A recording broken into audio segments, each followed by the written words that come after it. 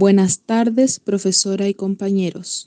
En conjunto con Diego Campos, Rayán Castillo, Catalina Baluenda, Caterina Ortega, Javiera Pereira y Justín Romero, les presentaremos el diseño de investigación La política tras las rejas, autopercepción de los presos de la revuelta como actores sociales. Comenzando por la problematización, es necesario tener en cuenta el contexto que se vivía en Latinoamérica, ya que finalizando el año 2019, una ola de protestas lo sacudió, demostrando el creciente descontento popular y que deja en evidencia las diversas realidades que existen en torno a las desigualdades de cada país. Este descontento tiene como punto en común el quiebre que se genera dentro del sistema local, volviéndose un escenario clave para exigir justicia y dignidad. En el caso de nuestro país, este fenómeno no es nada nuevo, puesto que en su historia está cargada de singulares movilizaciones y paralizaciones nacionales, dentro de las cuales se encuentran la Revolución Pingüina y el movimiento No Más AFP, como también la reciente movilización del 18 de octubre de 2019. Bajo este contexto surge la necesidad de nombrar y dar relevancia a cada uno de los sucesos con el fin de no olvidar su importancia dentro del devenir histórico-social en el que se enmarcan. De esta forma, van apareciendo diversos símbolos y representantes que en conjunto con los fenómenos toman acción y participación dentro de la historia. Con esto se refiere al actor social. Este concepto se le designará a todo aquel individuo, grupo o colectivo que en interacción con el sistema de relaciones sociales disponga de una representatividad y a su vez de posibilidades de acción al tomar parte en los dramas de la historia, así como también en la producción y dirección de la sociedad. Otros autores lo definen como un sujeto colectivo estructurado a partir de una conciencia de identidad propia, portador de valores, poseedor de un cierto número de recursos que le permiten actuar en el seno de una sociedad con vistas a defender los intereses de los miembros que la componen y o de los individuos que representa. En relación a esto, en cuanto a Chile, el fenómeno reciente del estallido social trae consigo actores sociales que se vuelven un elemento clave para su desarrollo. Si bien en un comienzo fueron los estudiantes, con el pasar del tiempo y las circunstancias, son los presos políticos de la revuelta quienes en las últimas jornadas de protesta se han convertido en una importante consigna, lo que ha llevado a constantes peticiones para su liberación inmediata. Efectivamente, la revuelta se transformó en un suceso histórico para Chile. Un año después se aprueba el cambio de constitución durante el plebiscito en octubre del año 2020. Sin embargo, de cara a este proceso institucional, no se ha visibilizado correctamente a las personas privadas de libertad en la revuelta, ya que el gobierno se rehúsa a admitir la existencia de presos políticos mientras criminaliza y reprime a sus víctimas. Además, existen incongruencias entre la información oficial y la presentada en medios informales, por lo que los datos recopilados van variando según dónde se busque y cuánto tiempo haya pasado desde la primera movilización.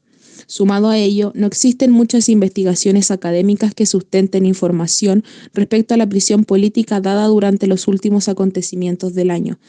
Gracias a la Coordinadora 18 de octubre, es posible acceder a diferentes relatos de nuestros sujetos de estudio, en la cual uno de sus presos políticos, menor de edad que se encuentra en el Sename, comenta que desde que ingresó a los calabozos ha sido sometido a violencia física y psicológica por parte de los funcionarios policiales, sumado al sentimiento de incertidumbre respecto a una pronta libertad. Testimonios como este, unido a las altas cifras de encarcelamientos, la falta de información y la política represiva del Estado, generan cuestionamientos en relación a las vivencias de las personas que han sufrido la prisión política en pleno 2020. A partir de ello, la presente investigación abocará cómo este fenómeno ha repercutido tanto en la individualidad de los presos como en la percepción de sí mismos y sus valores, en relación a su ejercicio como actores sociales del estallido. Posteriormente, las movilizaciones del estallido tuvieron su origen en los días en que se anunciaba el alza del valor del pasaje del metro, a partir del cual tanto en las calles de Santiago como en las de todo el país salieron manifestantes que aclamaban su inquietud y malestar con el actual sistema implantado en Chile. Si bien el inicio fueron los 30 pesos, con el pasar de los días se visibilizaban problemáticas que acongojaban a los ciudadanos, tales como temas de pensiones, educación, salud, entre muchas otras. La aclamación de una vida digna y, sin duda, la rabia manifestada especialmente entre los jóvenes contribuyó a una pérdida del miedo a protestar por parte de la población adulta. Pero no son solo los individuos de este último grupo los afectados, ya que sin distinción de edad ni género, hay manifestantes que se han convertido en presos políticos mientras formaban parte de la revuelta, teniendo que vivir en la incertidumbre con respecto a sus respectivas libertades y además alejados de sus familias. En torno a estas movilizaciones, la Ley de Seguridad Interior del Estado ha sido bastante utilizada por las autoridades como una de las tantas medidas impuestas a fin de recuperar el orden público y dejar tras la reja a quienes rompieran con este. Lo que tiene de especial esta ley es que da hasta 5 años de cárcel a quienes inciten a la subversión del orden público, a la revuelta o alzamiento contra el gobierno constituido. El 30 de enero de 2020, el Diario Oficial promulga la Ley Antibarricadas y Antisaqueo, destinada a sancionar con una pena desde los 61 a 540 días de cárcel a todo aquel que por medio de la violencia, intimidación o instalación de obstáculos irrumpa con la libre circulación en la vía pública. También se castiga lanzar objetos a tanto personas como a vehículos. Y en cuanto a los saqueos masivos a supermercados y grandes tiendas, se promulga el aumento de la pena privativa respectiva en un grado. En el informe entregado por el Ministerio del Interior a CIPER desde el 18 de octubre hasta el 7 de julio de 2020, a nivel nacional habría un total de 1.914 querellas, de las cuales 1.054 son por Ley de Seguridad de Estado. En cuanto a los delitos, de un total de 2.157, el mayor porcentaje se asocia a desórdenes, con un 31.5%. Los demás varían entre incendio, ataque a fuerzas del orden, ley de armas, ley antibarricadas, entre otras. El informe mensual del INDH afirma que 11.411 personas fueron detenidas y 2.500 encarceladas durante el periodo de octubre de 2019 y marzo de 2020. Por otra parte, según la información proporcionada a CIPER por el Ministerio del Interior, al 15 de julio de 2020 había un total de 497 personas privadas de libertad, de las que 281 cumplen prisión preventiva, más según la Fiscalía, hasta fines de abril, 299 señalan que cumplirían esta medida.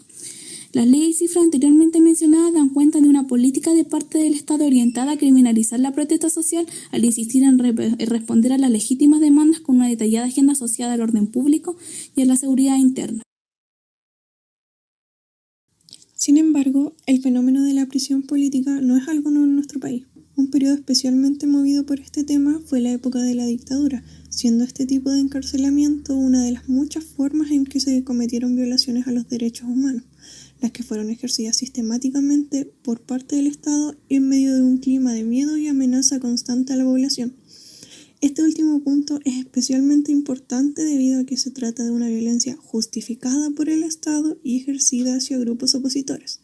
En consecuencia, en 2005, la Comisión Nacional sobre Política y Tortura, en un intento de reparación, define la prisión política como las acusaciones de haber cometido delitos que no constituyen conductas punibles bajo un Estado de Derecho o no contrarían derechos consagrados por la Constitución y el derecho internacional, y aquellas privaciones de libertad donde no se tomaron en consideración todas las garantías debidas durante el proceso. Para visualizar las cifras de los presos políticos en dictadura, podemos basarnos en el informe hecho por la Comisión Nacional sobre la Prisión Política y la Tortura. Aquí podemos observar que entre el 11 de septiembre de 1973 y el 10 de marzo de 1990 existió un total de 33.221 personas detenidas y un total de víctimas que superó las 27.255. Durante la vuelta a la democracia se esperaría que la prisión política desapareciera, pero gracias a varias campañas, y que en su mayoría eran comunicacionales, que trataron de justificar la represión tanto a la protesta como al protestante. Aquí se les trató de discriminar y tratar como un terrorista o un delincuente. Para esto se le disfrazó como si fuera uno.